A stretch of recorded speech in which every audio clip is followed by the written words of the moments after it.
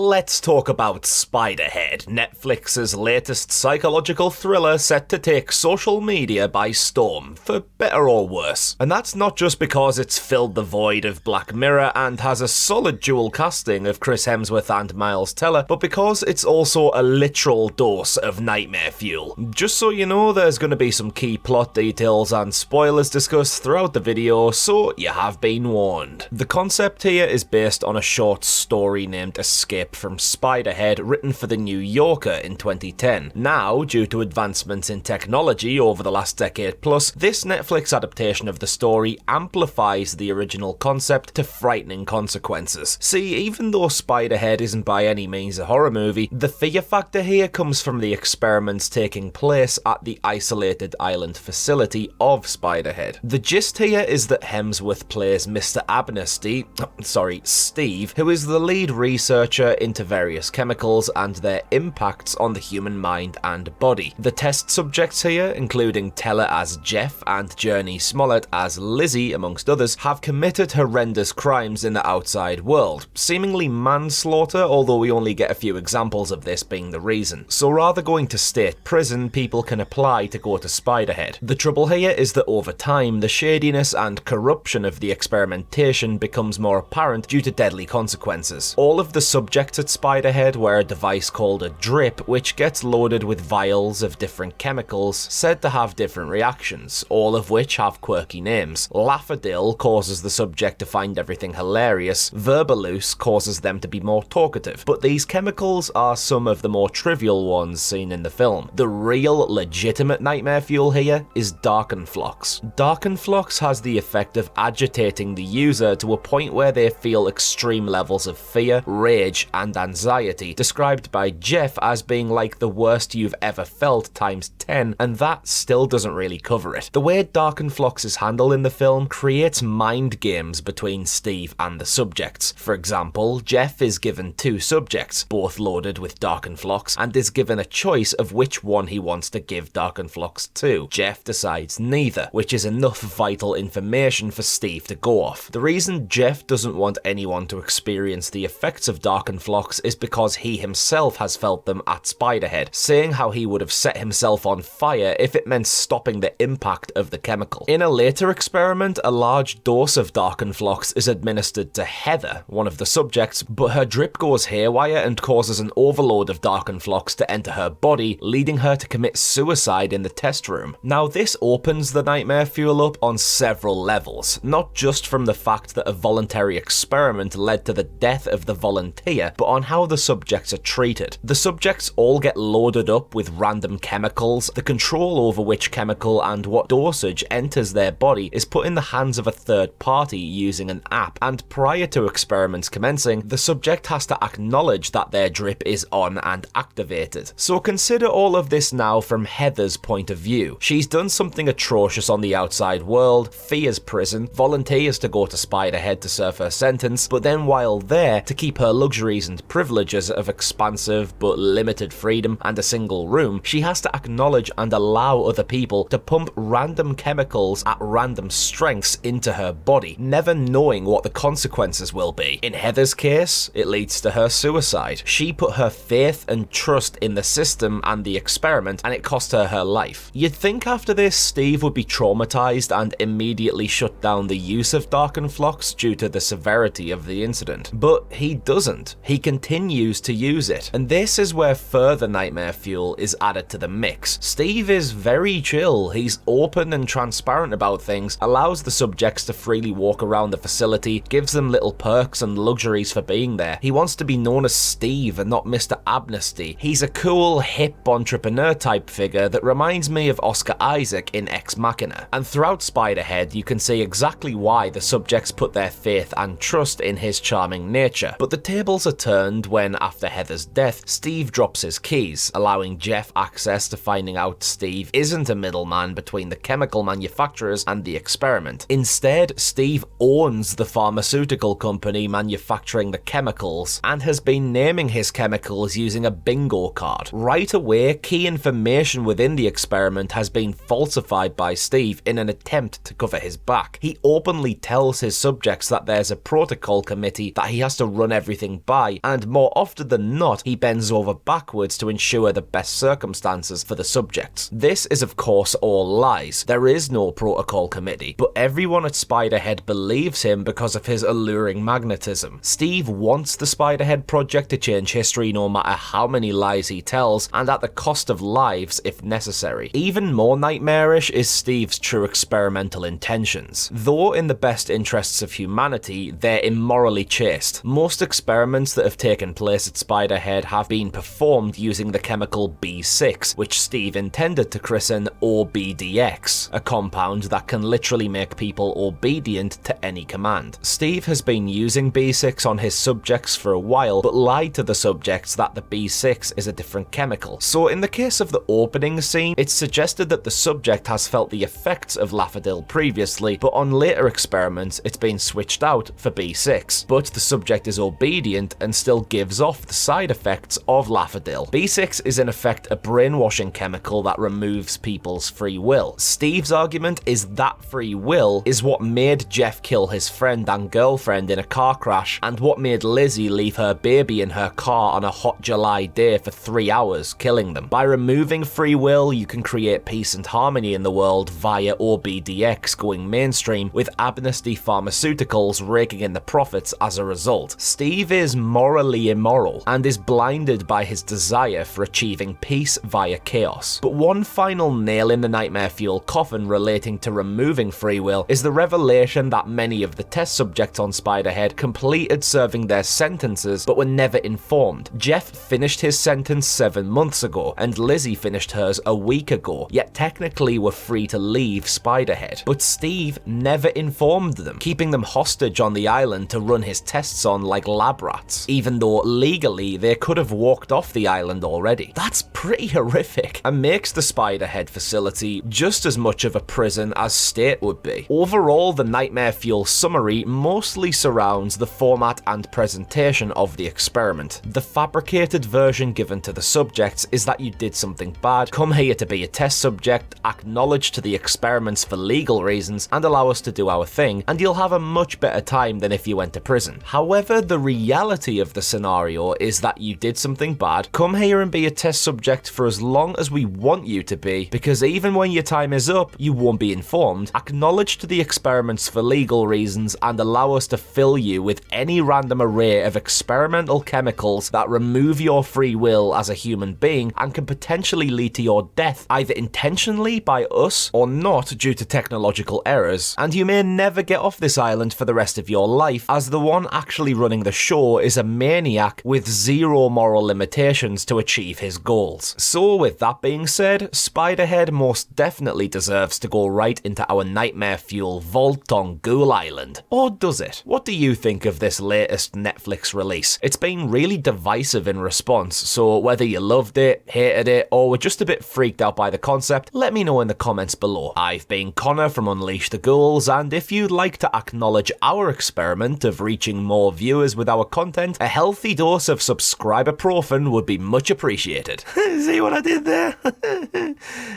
Yeah. Cheers out!